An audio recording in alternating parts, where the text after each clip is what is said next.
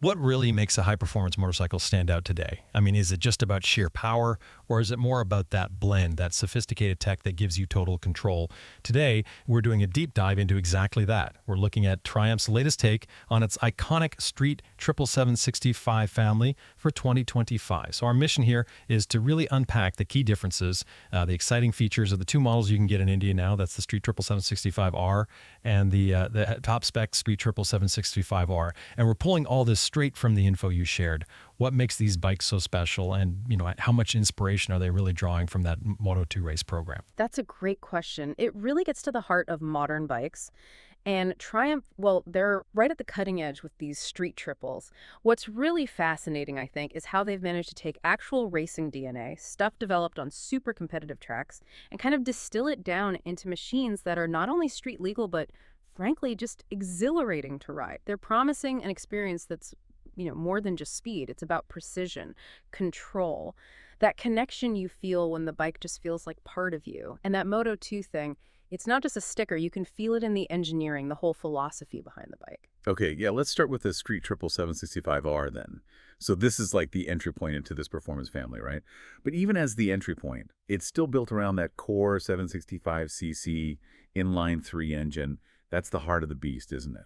Exactly. And yeah, entry level might be misleading here. The R puts out a very healthy 118 horsepower. That's at 11,500 RPM, so it likes to rev.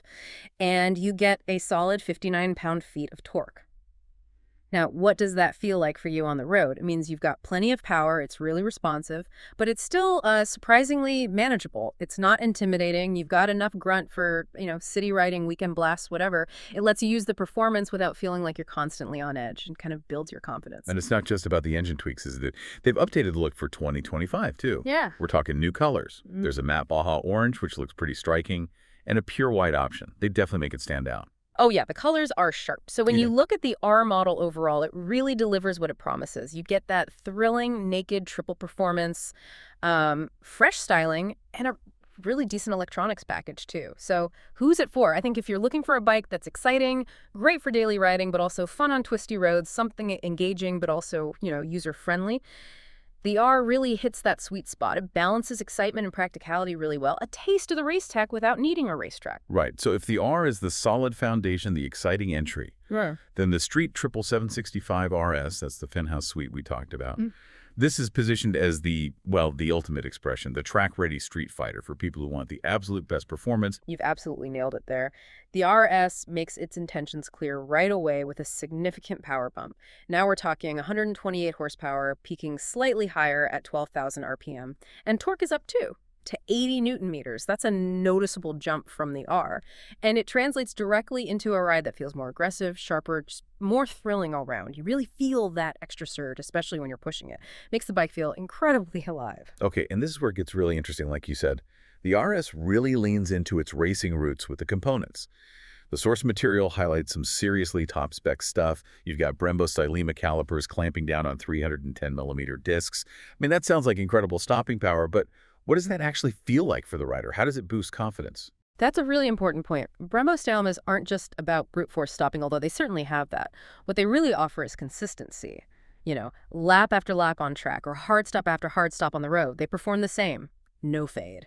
And crucially, they give you amazing feel at the lever. You can modulate the braking really precisely, feel exactly where the limit of grip is. That's where the confidence comes from, total control under braking. And the suspension. That sounds equally impressive. An Öhlins piggyback shock at the back, show a big piston forks up front. These are big names in performance. But beyond the brand names, what's the actual tangible benefit for the rider having suspension like that? Well, yeah, they're top-tier components for a reason. The Öhlins shock, with its separate reservoir that means it handles heat better, stays consistent during hard riding.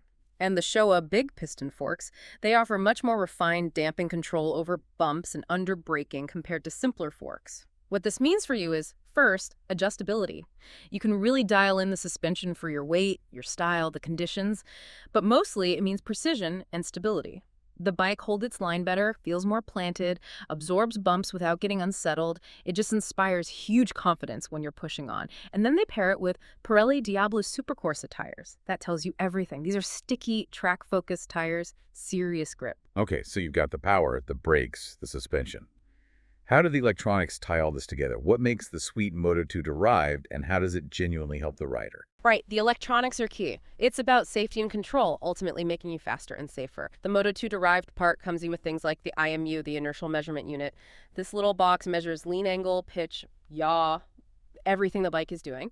And that data feeds into the cornering ABS and the traction control. So the systems know how leaned over you are, adjusting the intervention accordingly. Think about braking mid-corner, maybe hitting a damp patch.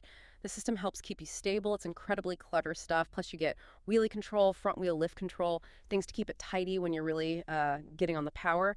And then you've got the riding modes, 5 of them: road, rain, sport, a configurable rider mode, and of course, track mode. Each one adjusts throttle response, ADS, traction control levels, so you can tailor the bike completely.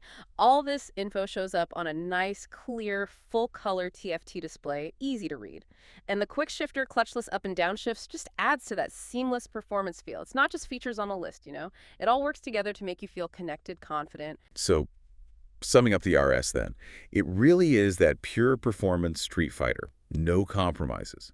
Properly track ready with the best brakes, suspension tech, all coming straight from Triumph's racing efforts.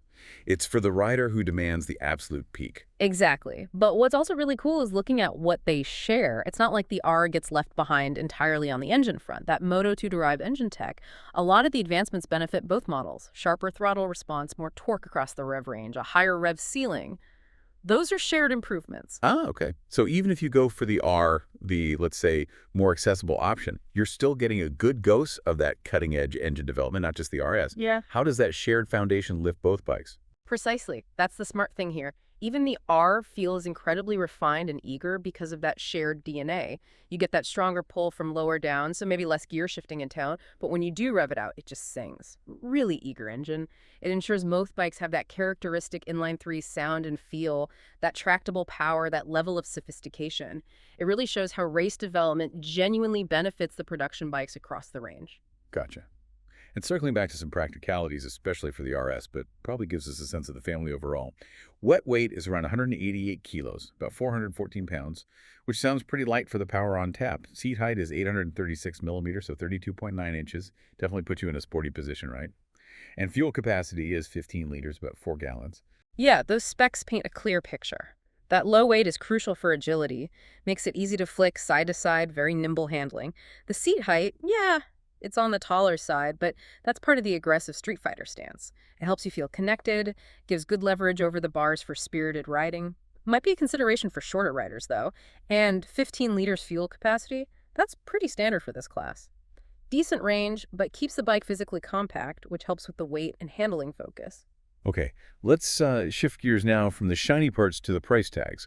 Let's talk investment, specifically for the Indian market, based on our source info. Right, the all-important numbers. So ex-showroom in Mumbai, the Street Triple R is listed at 10.17 lakh. Then for the Street Triple RS, the more track-focused one, there's a slight range, 11.81 lakh up to 12.07 lakh. That little difference depends on which color you pick. And just to give people a clearer idea of the total cost, if we look at estimated on-road prices in Mumbai, so that includes registration, insurance, all that, the R comes out around 12 lakh to 13 lakh, roughly. And the RS, you're looking at somewhere between 13.6 lakh and 15 lakh, again, depending on the exact variant and color.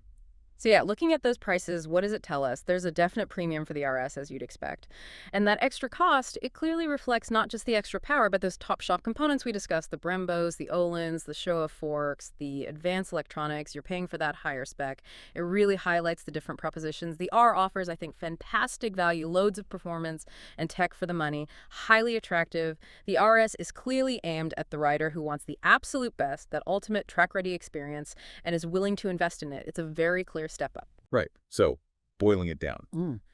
The Street Triple R gives you that exhilarating naked bike fun, great performance, strong electronics, but still total usable day-to-day. Fantastic blend. But the RS, that's the real deal performance street fighter. Built for the track, kitted out with the best stuff, directly benefiting from Triumph's racing program. That sums it up perfectly. Triumph has done a brilliant job, really, translating that intense Moto2 experience into road bikes that are incredibly capable. And they've cleverly offered 2 distinct flavors, you know, different levels of intensity for different riders and what they're looking for. It's a great example of race tech genuinely enhancing the bikes we can buy.